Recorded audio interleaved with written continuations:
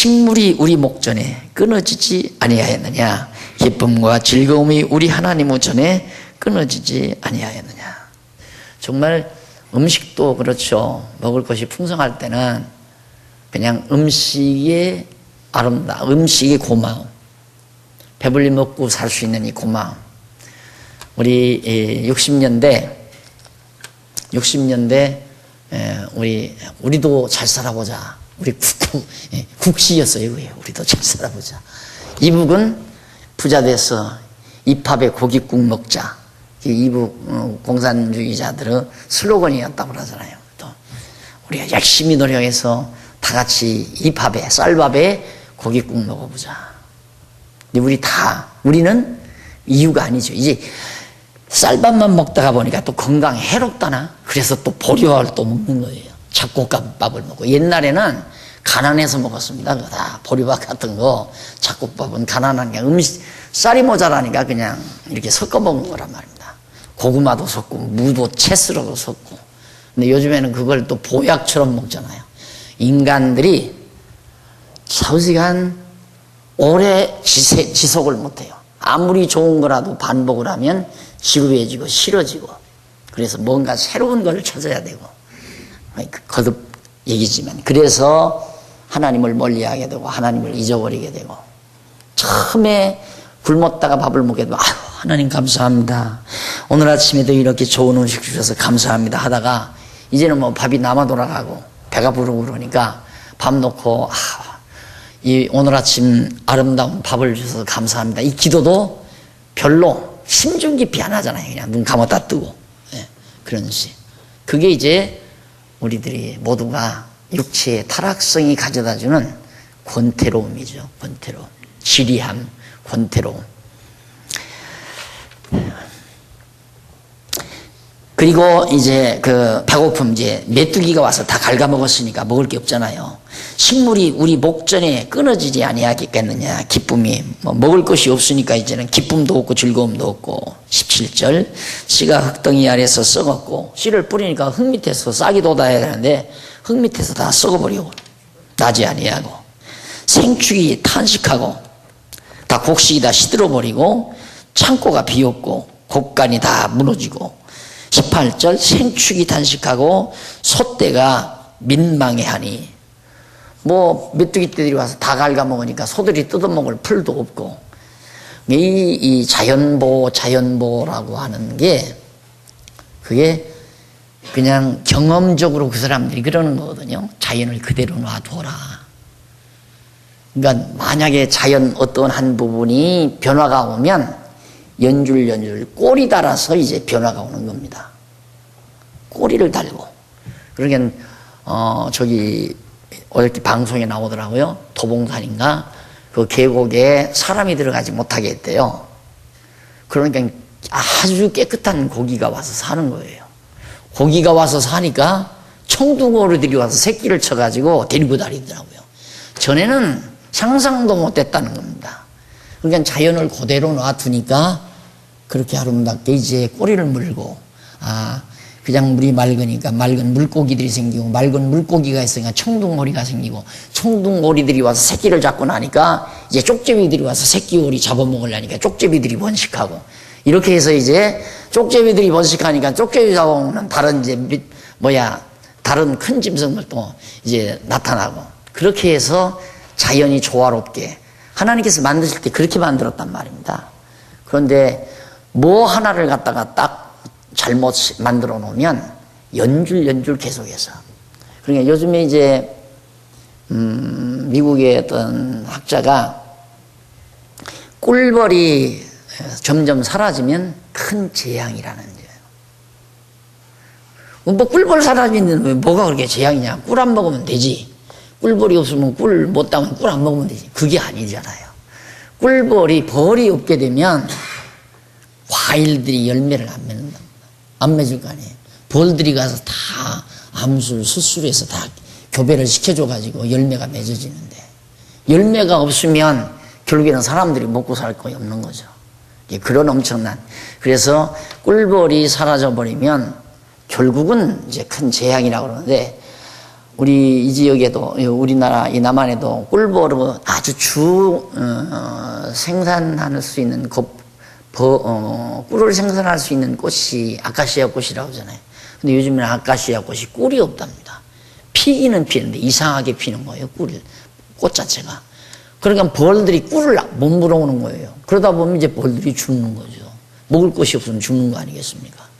그럼 분봉도 못 하는 거고. 그럼 점점 꿀이 사라져 버리는 거고. 왜? 이게 이제 자연을 자꾸 훼손하니까 우리를 좋다고 막 그냥 나부터도 타고 다니지만 막 기름 태워가지고 막 윙윙대고 다니고 그러니까 막 이게 공기가 다 오염이 되고 자연현상이 자꾸 망가지기 시작하고 오존층이 파괴되고 메뚜기가 예외로 많이 나타나서 풀 하나 뜯어먹는데 엄청난 재앙이 물러오잖아요.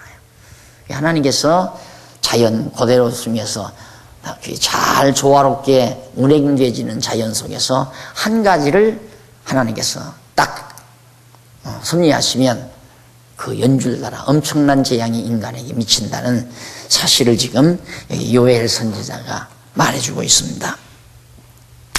그래서 여호와여 내가 주께 부르짖으오니 19절 부르짖으오니 불이 거친 들의 물을 삼켜 살랐고 불꽃이 밭의 모든 나무를 살랐음이니이다. 들짐승도 주를 향하여 헐떡거리오니 시내가 다 말랐고 그 다음 들의 풀이 불에 탔음이니이다. 나는 풀들은 다 메뚜기가 뜯어먹고 하나님께서 비를 내리지 아니하니까 골짜기 물들이 다 사라져버리고 물들이 사라져버리니까 결국은 모든 짐승들이 막 물을 먹지 못해서 다 가려서 죽어져 가고. 자, 이렇게 하나님께서 재앙을 내리실 것을 지금 말씀을 하셨고요. 그렇게 해서 2장에 가보면은 회개와 구원에 대한 예언을 합니다. 그렇게 하나님이 저주를 내리지만은 그렇게 해서 회개시켜가지고 하나님께 돌이키게 해서 구원해 주실 것을 예언하는 내용이에요. 그래서 2장 1절로 17절 보면 제일 밑에 13페이지 재앙을 인해 백성이 돌이켜 여호와께 구할 것을 예언합니다. 다 하나님이 하나님이 재앙을 왜 주는가? 주는 이유는 하나님께 돌이키게 하기 위해서. 그러니까 결국 인간들이 하나님을 왜 저버리는가? 하나님 없어도 자신 있다 이거거든요. 나 하나님 없어도 산다. 얼마나 자만한 행위입니까? 근데 그러면 하나님께로 돌아오게 하려면 자신감을 꺾어버려야죠. 그렇잖아요? 네 능력으로 안 된다는 거. 그래서 우리 마음대로 하나님이 내가 원하는 대로 내 뜻대로 내 생각대로 안 되게 하시는 건 당연한 거죠. 그래서 알게 되면 하나님 여호와를 바르게 알게 되면 내 생각대로 내가 원하는 대로 안 된다고 그냥 괴로워하고 몸부림치는 것 자체가 미련이죠. 그것이 어리석음이고 미련함이고 천하만사가 내 마음대로 안 되는 것이 당연한 거다. 왜? 하나님 마음대로 되는 거니까. 그런데 우리는 내 마음대로 안 되는 것 때문에 괴로워한단 말이에요. 내 마음대로 안 되는 것 때문에 괴로워한다. 죽는 날까지 그냥 괴로워하다가 죽는 거예요. 하나님이 왜 내 마음대로 안 되게 하는가? 나를 사랑하기 때문에 내 마음대로 안 되게 하는 거거든요. 왜? 내 마음대로 하니까 다 포기해라. 포기하고 하나님 인도하심 따라 살아라. 오늘도 후배 목사님 오셔서 그 말을 몇 번을 해요. 목사님이 그냥 되게 하시는 대로 살아라. 되는 대로 살아라. 우리말로는 그냥 되는 대로 살아라. 하나님을 의식하고 하는 말은 하나님이 되게 하시는 대로 그냥 그 일만 열심히 하고 사는 것이 지혜다. 그게 요즘에는 새록새록 생각이 나는데요. 맞다. 그렇죠. 50이 넘어서 60 가까이 다가오니까 철 들어야죠. 그때도 철이 안 들면 그건 좀 미련에 가까운 거죠. 예. 저도 보니까 그때 50이 넘어서니까 그때 그런 얘기 했죠. 아마 들어보신 분들은 알 거예요. 50이 넘어섰을 때 뭐라고 그래? 목회는 50이 넘어서 해야 되겠습니다. 내가 40부터 시작했거든요. 근데 60 넘어서 또 그런 얘기 했잖아요. 그게 아니더라. 60이 넘어서야 제대로 목회하는 것 같습니다. 근데 지금 70쯤 되니까 내 말이 아니에요. 더러더러 성도들이 그러더라. 목사님이 아주 그냥 폭삭 익었다는 식이에요. 네. 근데 뭔 얘기 하려고 하냐면 결국 한 50이 넘었으면 일반적으로 이제 많은 인생 경험이 있잖아요. 경험을 통해서라도 내 마음대로 안 되는 거구나. 이것쯤은 알아야 되죠. 그런데 부득불 자기 고집대로 하려고 하는 거야. 그게 이제 자기는 잘난 거고 의지가 아주 굳은 사람이고 대단히 정말 자존심이 강한 사람이 훌륭한 사람 같지만 제일 미련하고 고음 같은 인간이죠. 고음이 그러잖아요. 고음이 얼마나 고집이 있어요. 안 되는 건 안 되는 거예요. 내 마음대로 안 되는 거예요.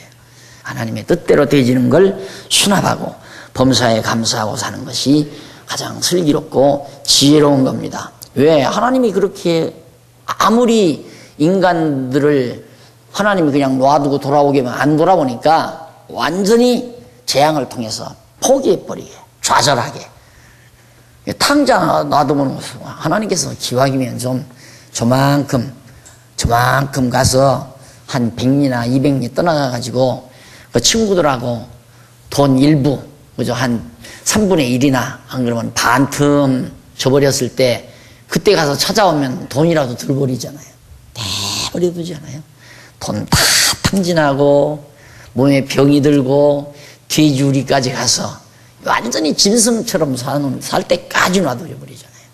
왜? 그때야 아버지 생각이 나니까. 그렇게 인간이 얼마나 강팍하다는 걸 알 수 있잖아요. 시독하게 강팍한 거 인간들이. 어떻게든지 자기를 세우고 살려는 것이 인간입니다. 우리 여러분 가만히 하루에나 한 달 지나온 일이나 뭐 일기 쓰라고 자꾸 그러지만 일기 안 쓰더라도 우리는 하루에 지나놓고 생각하고 잠이 들잖아요. 오늘 하루도 하나님이 그렇게 인도하셨구나. 또 아침에 일어나 하나님 오늘은 또 무슨 일을 하나님께서 나에게 보여주시고 나를 통해서 어느 누구를 만나서 무슨 일이 있게 하실는지 궁금하잖아요. 마치 영화관에 가서 무슨 화면이 뜰는지 궁금한 것처럼 그런 기대와 소망과 스릴을 가지고 하루를 맞는 그런 삶을 산다면 저녁에 가서 잠잘 때에도 내 고집대로 안 된 것, 당연하지. 공연히 내가 속상해 했구나. 속상하고 막 마음이 상하고 한 이유가 전부 자기 때문에 그래요. 자기 생각대로 안 되고 자기가 계획한 대로 일이 안 이루어지니까 그걸 못 지겠어. 그걸 견디지 못해가지고 괴로워하고 막 안타까워하고 속상하고 그게 다 미련함에서 오는 거죠. 하나님께서 그만큼 우리를 완전히 절망하게 만들어서 하나님이 돌이켜가지고 여호와께 구하게 할 것, 하나님 날 좀 살려주십시오 이렇게 구하게 할 것을 하나님이 미리 예언해 놓잖아요. 왜? 하나님이 그렇게 하시려고 이미 다 준비해서 하는 거니까. 그래서 1절로 11절에 보면 여기 14페이지 6414페이지 아래 제일 밑에 보면 1절로 11절 요엘 선지자가 메뚜기 재앙에 대한 장엄한 광경과 규모 및 결과와 세력에 대해서 예언을 합니다. 메뚜기 재앙에 대한 장엄함, 엄청나게 메뚜기 떼들이 막 몰려오니까 그 광경, 그 장면, 그리고 얼마나 큰가 그 규모, 그리고 나가서 그렇게 된 결과가 어떻게 맺어지고 그 세력이, 메뚜기 재앙의 세력이 어떻게 대단한가를 예언해 주는 내용이 바로 11절까지 나와요. 11절까지. 조금 볼까요? 시온에서 나팔을 불며 나의 성산에서 호각을 불어 이 땅 거민으로 다 떨게 할지니 이는 여호와의 날이 이르게 됨이니라. 하나님께서 나팔을 분다. 요한계시록에도 나팔 재앙이죠. 나팔을 불면 막 재앙들이 임하듯이. 나팔이란 하나님의 호령이죠. 하나님의 명령. 자, 그러니까 이스라엘 백성들이 광야에서 갈 때에도 나팔을 불어요. 천만에 가까운 백성들을 그때는 확성기도 없고 그렇다고 무전기도 없고 어떻게 그 전달이 되겠어요. 그러니까 제사장들에게 암호가 있어요. 떨게 나팔을 불면 뭐 어떻게 하라는 거, 2번을 불면 어떻게 하고 5번을 불면 어떻게 하라는, 일어서라는 거, 따라오라는 거, 출발하라는 거, 멈추라는 거, 이런 암호들에 의해서 나팔로 전부 신호를 합니다. 그러니까 나팔을 통해서 하나님의 명령이 내려지는 거죠.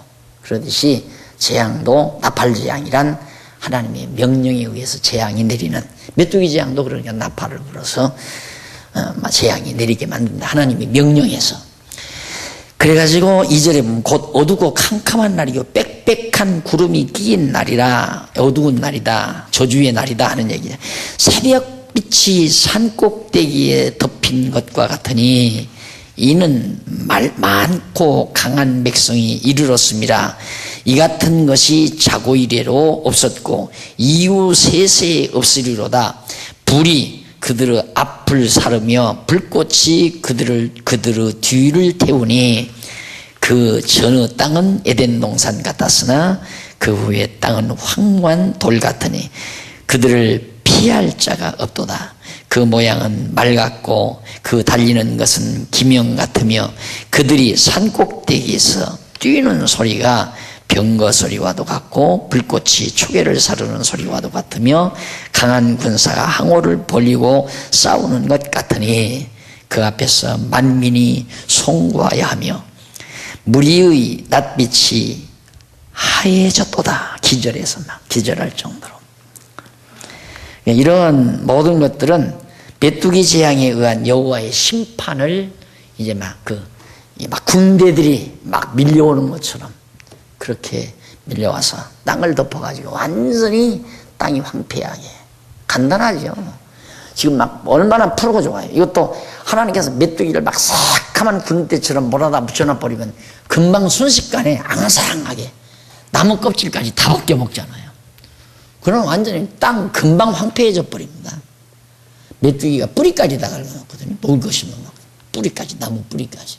나무는 껍질만 벗겨버리면 그냥 죽어버립니다. 저 산에 푸른 나무, 큰 나무들 있죠? 메뚜기들이 둘러 앉아가지고 나무 껍질을 다 벗겨버리면 수분이 안 올라가니까 그대로 고사해버리잖아요. 아무리 큰 나무라도 톱으로 한 바퀴만 삥 돌려놓으면 나무 그대로 죽어버립니다. 제가 그랬거든요. 할아버지 산소 가니까 나무가 막 커가지고 기울어졌어요. 근데 그거 끊었다가 뭐라고 야단 맞잖아요. 잘못하면 들키면. 그래서 톱으로 한 바퀴 삥 돌려놨더니 그 다음에 가니까 싹 죽었더라고요. 그러니까 메뚜기가 큰 나무 죽이는 건 간단합니다. 이래 하나님께서 이렇게 메뚜기로 가나안 땅과 같은 에덴 동산과 같은 땅을 완전히 황폐하게 만들어 버린 것. 장엄하게 메뚜기가 몰려와서. 그런 내용이 이제 11절까지 쭉 계속됩니다. 그 다음에 이제 12절로 17절, 16절에 나오죠. 16페이지 위에서 네 번째 줄. 백성에게 여호와께 돌아와 간구하며 그 구체적인 방법과 내용에 대해서 다 이해를 합니다. 역시 하나님께서 구체적으로 말씀하시는 것은 되어지는 일마다 예언된 구체적인 내용처럼 될 때 정말이구나, 맞다 그런 효과를 거두기 위해서 예언을 아주 구체적으로 하신다.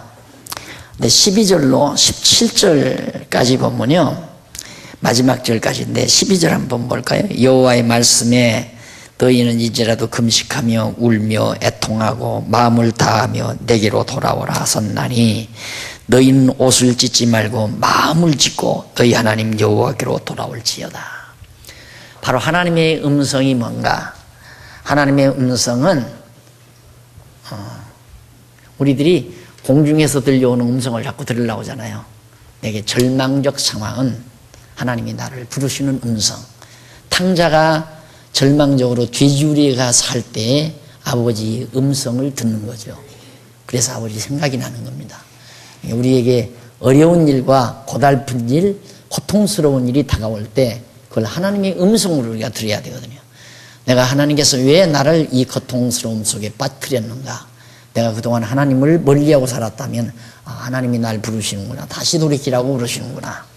그런 일이 없이 어려운 일이 왔다면 욥처럼 나를 더 견고하게 연단시키시려고 이런 어려운 일을 주셨구나. 자기는 알잖아요. 내가 그동안 모든 범사에 하나님 여호와 인정하고 살았다면 무슨 날 돌이키게 할 필요 없잖아요. 온전히 하나님 영광 위해서 내가 살고 있는데, 그런데도 어려움이 왔다. 그건 하나님이 나를 연단시키기 위한 거죠.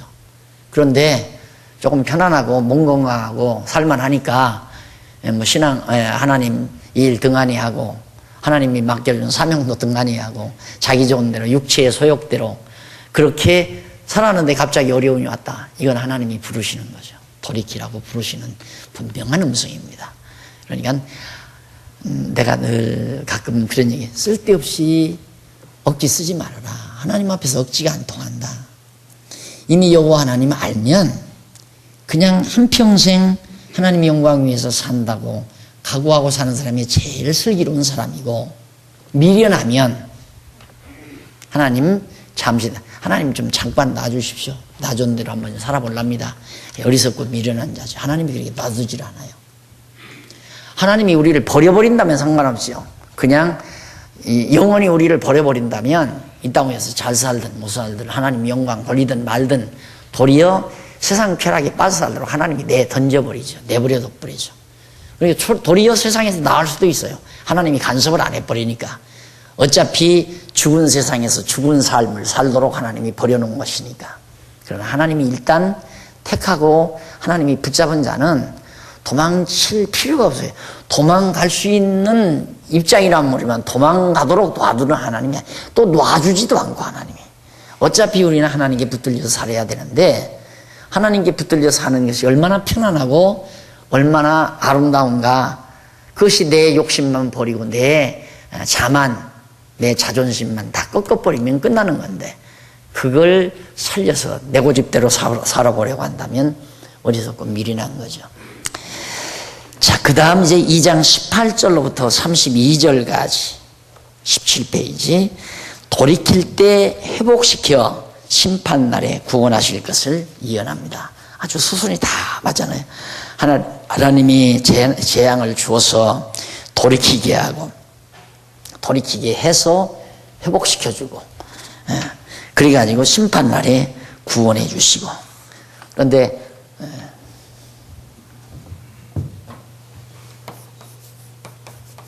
범죄, 우리가 범죄했다. 범죄하면 하나님께서, 범죄란 이제 하나님 저버리, 하나님 떠남이죠. 하나님 떠났다. 그러면 하나님이 재앙을 내린다. 그 다음에 재앙을 내리면 그때 이제 회개한다. 회개하면 회복시킨다. 회복시켜 구원하신다. 이제 이거 아닙니까? 지금 현재 이 얘기들이. 근데 대부분 모두가 다 범죄 인간이 하고, 재앙 하나님이 내리고, 회개 인간이 하고, 회복 하나님이 하시고, 구원도 하나님이 하시고, 이거죠. 그러면 회복까지만 한다면, 구원이나 회복이나 다 비슷한 거니까, 여기까지만 한다면 인간이 하면 하나님은 대꾸하고, 또 인간이 하면 하나님 이렇게 대꾸하고. 그게 일반 모든 지도자들이 가르치는 내용입니다. 누구나 다 이렇게 가르치죠. 이렇게 안 가르치는 지도자가 거의 없습니다. 그런데 여러분들이 보다시피 이거 다 하나님이 이렇게 하게 해요. 전부 하나님께서. 그래서 예를 들면 우리가 타락한 인간 아니에요. 타락한 인간이기 때문에 타락성이 있단 말입니다. 그럼 하나님께서 이제 정말 복을 주었어요. 복을 줬으면 그 복을 받고 그냥 늘 감사하고 늘 기뻐하고 해야 되잖아요. 복을 줬으니까. 자, 그러면 예를 들어서 우리가 병원에 입원해서 정말 죽을는지 살련지 사형 선고 받다 싶었다. 아직도 나이는 젊은데. 그럼 그냥 침대에 누워서 하나님, 죽고 사는 거 하나님께 달렸습니다. 하나님, 이번에 날 한 번만 고쳐주시면, 건강을 주시면 내가 이 뼈가 아스러지기까지 주의 영광만을 위해서, 주님 기뻐하시는 일을 위해서 내가 한평생 그렇게 살겠습니다. 소원을 하죠. 그런 소원이 와요. 소원을 했다. 근데 정말 하나님이 정말 회복을 했어요. 건강을 줬어요. 아주 건강해졌어요. 근데 그 마음 변해요, 안 변해요? 변한다니까. 변해요. 그럼 왜 변하는가? 변하는 이유는 육성 때문에 변해요. 타락성 때문에. 그게 범죄로 나타난다 이 말이에요. 그러니까 타락한 인간의 속성에서 그게 나오니까 하나님은 돌이키게 하는 방법이 이제, 그럼 범죄가 인간이 한 거다. 하나님이 놔주니까 그냥 그렇게 버려놓으니까 우리의 타락성대로 버려놓으니까 왜 버려놓는가? 그렇게 살아보면 아무것도 아니다라는 걸 깨닫게 하기 위해서 너 육신의 소욕대로 살면 이렇게 된다는 걸 알게 하기 위해서라도 육신의 소욕을 따라 살게 놔두는 거란 말입니다. 하나님이 붙들면 범죄도 못해요. 하나님이 범죄 못하게 하면 범죄도 안 되는 거란 말입니다. 그러니까 우리는 그게 아니라 하나님이 이거거든요. 다 하나님이 하신다. 그렇게 해서 결국은 깨닫게, 목적은 하나님 여호와를 깨닫게 하려고. 이스라엘 민족 역사도 그렇게 인도해 가신다. 그래서 돌이킬 때 회복시켜서 심판날에 멸하지 않고 구원해 주신다는 내용이 바로 32절까지 소개가 됩니다. 앞에 이제 내용은 조금 놔두고요. 뒤에 23절로 32절 사이 조금 보십시다. 23절 여기 19페이지에 보시면 중간 부분 조금 못 미쳐서 줄 바꾼데 23절로 32절에 나오는데 그 부분은 토지의 소산을 풍성케 해서 여호와를 알게 하겠다. 회복시켜서 여호와를 알게 하겠다 그러잖아요. 야, 진짜 하나님이 정말 재앙이 임할 때는 우리는 이제 완전 절망이구나, 끝났다 이렇게 생각했는데 재앙을 통해서 이제 하나님이 우리를 돌이키게 해서 백성들을 돌이키게 해서 회복을 시켜요. 그러니까 막 그렇게 도저히 불가능하게 했던 일이 되졌다 이 말이죠. 네, 여러분 내가 말씀드리잖아요. 저기 모름길 돌아올 때 야, 이게 우리 예배당인가 건축해서 한 1, 2년은 그런 생각을 했을지 모르죠. 지금은 쳐다도 안 보고 오잖아요. 쳐다도 안 보고 그냥 이 건물을 쳐다도 안 보고 와요. 그리고 들어와도 당연한 거 뭐 그냥 있는 건데 뭐 그냥 우리가 그만큼 우리의 감정이 메말랐다는 얘기입니다. 얼마나 이거 처음에 이게 딱 됐을 때 얼마나 우리 환호했습니까? 야, 하나님 감사합니다. 하늘에서 떨어졌어요. 하늘에 떨어졌어요. 지금 그런 감정 없죠? 그런 감정이 별로 다 식어져 버렸어요. 그게 우리의 감정이 메말랐다는 얘기입니다. 타락의 속성이죠. 감정이 메마르지 아니하면 하나님께 대한 감사가 있고 기쁨이 늘 있어야 되죠. 그래서 이걸 보면 돈덩어리로 보면 안 돼요. 이걸 보면 하나님 여호와의 능력과 섭리를 기억할 수 있는 하나의 표적으로 봐야죠. 야, 우리 도저히 생각지 않았던 일이 이렇게 되었구나. 앞으로도 그래요. 앞으로도 하나님이 우리가 생각하는 만큼 이건 될 것 같다. 그건 안 되더라고요. 내가 보니까. 그건 안 되더라고. 근데 도저히 이건 안 돼. 불가능해. 이거 어떻게 돼? 근데 그건 되더라고요. 그러니까 완전히 우리 포기시켜놓고 하나님이 이루어 가신다니까. 모든 일, 지금도 마찬가지예요. 오늘 또 목사님 한 분 오셔서 얘기를 이제 교회 얘기를 하기에 그냥 해.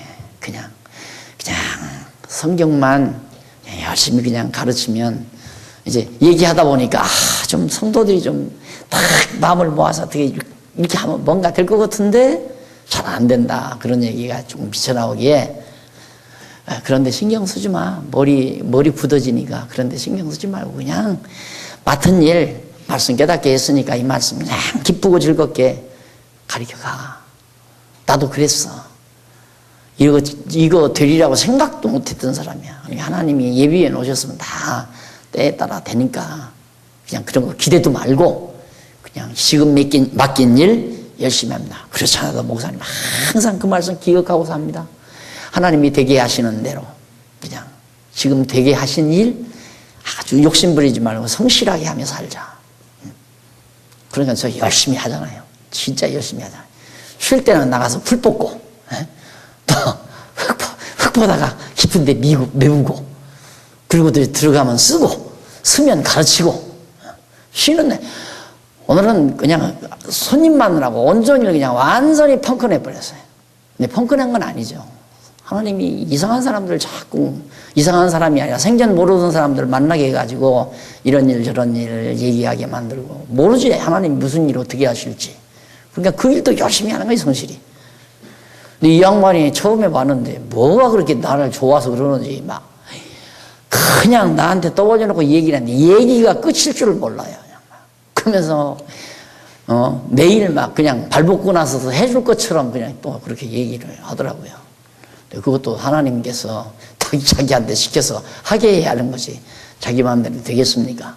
그러니까 돼도 하나님의 뜻대로 되는 거고 안 돼도 하나님의 뜻대로 안 되는 거고, 그러니까 신경 쓸 필요 없잖아요. 신경 쓸 필요. 무리하게 하다가 보면 사기당하는 거니까 무리하게 할 필요도 없고, 안 될 걸 자꾸 되게 만들려고 하다 보면 사기를 그래서 당하는 거거든요. 왜? 잘 안 되는 걸 자꾸만 하게 하려고. 오늘 또 이상한 전화가 아니라 그런 전화가 왔어요. 이단이라고 했던 교단에서 또 나를 좀 보잔대요. 나를 보든가, 나는 차마 노골적으로 나오라고 안 하고 나오셔도 좋고, 안 그럼 다른 분이 대리로 나오셔도 좋고, 그렇다고. 그래서 요즘 이제 그 위원회가 아주 긍정적으로 돌아간대요. 그럴 수는 없다. 어떻게 지역적인 거, 그런 것만 보고 이단 정지한다는 건 말이 아니다. 위원들이 거의 다 그렇게 돌아가니까 한 번 더 모여서 결정을 하자 그랬다고. 그런 얘기를 들으면서도 그 전에 얼마나 나한테 그래도 한 뭉씩 가지고 찾아가야 됩니다. 기회는 이때입니다. 놓치지 마십시오. 세상입니다. 이거 정말 기회 놓치지 마. 전화가 며칠 만에 한 번씩 막 계속 가서 이제 로비하라고. 마지막 편에 아주 지나서, 목사님, 나 그렇게 안 합니다. 그냥 이단 되고 말 거니까 목사님 그런 얘기 하지 마십시오. 그러고 말하죠. 그런데 자기네들이 그렇게 잘한다니까 또 잘할지 안 할지 모르죠. 이제 오란다. 이번 토요일 날 오란대요. 장로님, 김장로님 김기웅 목사님한테 부탁했으니까 같이 좀 가시면 오커일로 오래요. 오커일 지하 2층 일식당이 있대. 아침 7시 반에 아침 식사잖아요. 이게 그냥 그렇게 사는 거예요. 예? 그러니까 꼭 그렇게 사십시오. 편안하게. 그냥 되는 대로. 하나님이 되게 하시는 대로. 쓸데없이 욕심대로 막 계획 세우고 막 환상 그려놓고 그냥 마개집 짓고 밤잠 자면서 막 기와집 짓고 집을 헐었다 지었다 몇 번씩 해. 그러느라고 잠 못 자는 거거든요. 누가 그래요? 목사님, 나 어젯밤 한숨 못 잤습니다. 왜? 그러니까 그 말 듣고 밤새고 잠을 못 잤습니다. 그냥 자지. 내가 그냥 잠이 안 와서 못 잤어요. 하나님 여호와를 믿어야 솔로몬처럼 사랑하는 자에게 잠을 주시는도다. 편안히 잠 자죠. 진짜예요. 성경이 이렇게 자꾸 가리키는 건 다른 거 없습니다. 여호와 하나님 믿지 말고 또 기억하십시오. 그리고 오늘 밤 잘 주무십시오. 수요 예배에 참석하신 분들은 특히 수요일 날 저녁은 더 잠을 잘 주무셔야 돼. 공부하고 가셨으니까. 하나님이 소산을 풍성케 해서 깨달아 여호와를 알게 하려고 하는 거라니까요. 그러니까 완전히 재앙으로 절망하게 만들었다가 풍성하게 만들어줘야 하나님의 능력으로 되는 줄 알지. 야, 이건 내가 할 수 있다. 할 수 있다고 자기가 자만하게 하려고 하다 보면 하나님이 그것 완전히 할 수 있는 일을 못하게 만든다 이 말입니다. 할 수 있는 일을 못하게. 내가 지금까지 사는 동안 경험한 게 그거예요. 내가 할 수 있는 일. 나 할 수 있는 일이라고 생각해서 내가 하려고 젊은 날 막 굉장히 설쳤습니다. 진짜로. 내가 할 수 있는 일이기 때문에 뭐냐? 그때 황무지가 많았으니까. 내가 농군의 아들이니까 농업 전문은 안 했지만 그래도 책은 읽을 수 있고 연구는 할 수 있으니까 임업도 연구하고 무슨 전기도 연구하고 이렇게 연구해서 아주 큰 황무지, 물이 흐르는 황무지, 지리산 계곡이죠. 거기를 개간을 해서 20만 평인가요? 천정모짜리를 이제 구규림을 붙들고 그걸 해서 거기다가 막 목장도 하고 살림도 재배하고 그다음 낙차를 이용해서 전기도 생산해서 간수맥 공장 만들고 그래서 소 키고 염소 키고 그래서 막 간숨에 만들고 그렇게 해서 벌어들이는 돈으로 농촌마다 학당 세워서 선생님들 월급 주고 그래서 이 나라 자라나는 젊은이들을 계몽해가지고 정말 반석 위에 튼튼한 나라 건설, 신앙 위에, 기독교 신앙 위에 그건 자신이 있었어요. 그건 자신이 있었어요. 할 거 같아서. 그런데 못했잖아요. 계산해보니까 자신이 있더라니까요. 그래서 시작했죠. 지휘산 계곡에 가서. 그런데 그걸 박정희 대통령이 막 화전민이라고 몰아내가지고 할 수 없이 쫓겨나고 말았어. 그러니까 할 수 있는 일은 하나님이 못하게 해놓고 참 어떻게 저런 사람들은 무슨 재주가 시골 예배당을 봐도 참 신기하게 보여요. 저런 사람들은 어떻게 저렇게 성도들에게 돈을 걷어가지고 저렇게 예배당을 짓고 저렇게 목회를 할까. 시골 교회 예배당을 봐도. 그러니 내가 이걸 볼 때마다 하나님 잊어버릴 수 있겠어요? 못 잊어버리죠. 진짜. 그렇게 사셔야 돼요. 오늘 여기 나오신 성도님들 예배당 오실 때 그냥 보통 보시지 마세요. 이게 뭐 몇 푼어치나 된다고 그렇게 생각하는 그렇게 생각하실 수도 있겠지만 내가 볼 때는 너무 큰 거예요. 너무 큰 거예요. 우리 장안동에 비하면 너무너무 막 태산처럼 큰 거고 대치동에서 봐도 너무너무 태산처럼 큰 거고 하나님이 우리에게 여호와 경외하는 걸 깨닫게 하려고 하신 하나님의 섭니다.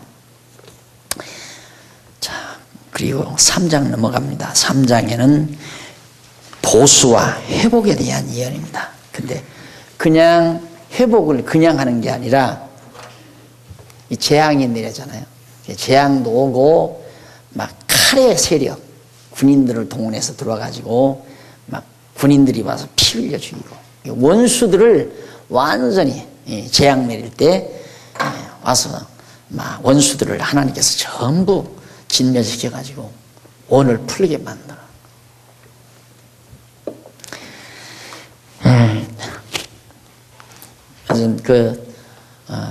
우리 총회에서 어제 손님이 오셔가지고 그런 얘기 하시더라고요. 지방에는 어떤 현상이 일어나느냐면 예배당이 이렇게 크게 잘 쳐놓고 목회를 하는데 교인이 다 줄어들어 버린 거예요. 그러니까 목사가 한 70세까지 목사를 하다 보면 막 몇십 년 동안 그 교회 이제 이렇게 해서 세우는 거 아닙니까? 근데 교인이 다 없어져 버리고 몇 명 안 되는 거예요. 그러면 그런 교회를 노예에 의존해서 후임이 와버리면 자기는 완전히 빈손이라 남은 인생을 자기가 책임질 수가 없는 거예요. 자기 스스로가 해결할 길이 없는 거예요. 한평생 교회를 위해서 쏟아부었으니까 그거밖에는 물로 살았으니까.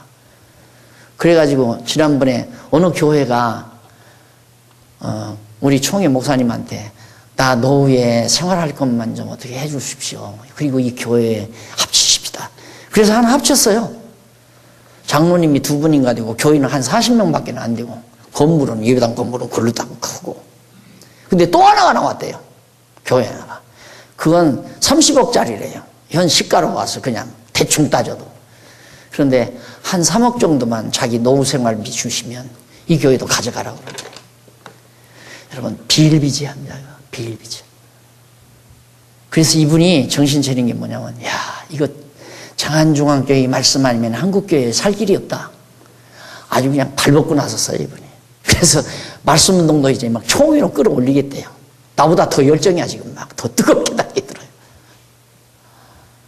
여러분 오늘 우리가 참 지금까지 어렵게 이 말씀 지켜왔는데 하나님이 어쨌든 우리 장안중앙교회 통해서 한국교회의 새로운 바람도 불러일으키고 또 아세아 시대를 열어가실 하나님의 준비가 지금 이루어져 가는 한 과정이라고 우리가 생각을 합니다.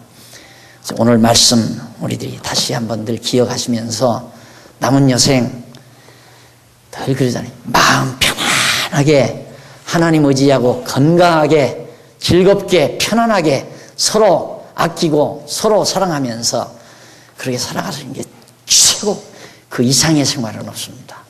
마음 굳굳이 간직하시고 힘내셔서 우리 승리하는 삶 사시기를 당부하면서 오늘 말씀 줄입니다. 기도하십시다. 전능하신 하나님 아버지 은혜를 감사합니다. 오늘도 우리에게 귀한 말씀 허락해 주시고 때로는 우리 권고한 날 주시고 때로는 형통한 날 주셔서 하나님이 하신다는 것을 깨달아 알고 여호와 경외하며 날마다 기쁨과 평강 중에 살게 하시는 하나님의 사랑을 진심으로 감사합니다. 하오나 우리에게 아직도 타락한 속성이 남아 있습니다. 기쁨이 계속되면 그 기쁨을 기쁨으로 갖지 않고 도리어 권태로 받아들이는 이 타락한 속성을 하나님 하나하나 더 제거해 주시고 받은 바 그리스도 안에서 얻어진 기쁨 항상 기뻐하게 하시고 며칠만 감사하는 것이 아니라 항상 감사하고 늘 범사에 감사하고 또 소망 중에 기도하며 살아가는 저희들 되도록 인도해 주시옵소서. 돌아가는 밤입니다. 지켜주시고 가정도 지켜주시고 항상 가정의 평강과 기쁨이 넘치도록 역사하시옵소서. 예수님 이름으로 기도드립니다. 아멘. 하늘에 계신 우리 아버지 이름이 거룩히 여김을 받으시오며 나라의 마옵시며 뜻이 하늘에서 이룬 것 같이 땅에서도 이루어지이다. 오늘날 우리에게 일용할 양식을 주옵시고 우리가 우리에게 죄 지은 자를 사하여 준 것 같이 우리 죄를 사하여 주옵시고 우리로 시험에 들게 하지 마옵시고 다만 악에서 구하옵소서. 대개 나라와 권세와 영광이 아버지께 영원히 있사옵나이다. 아멘.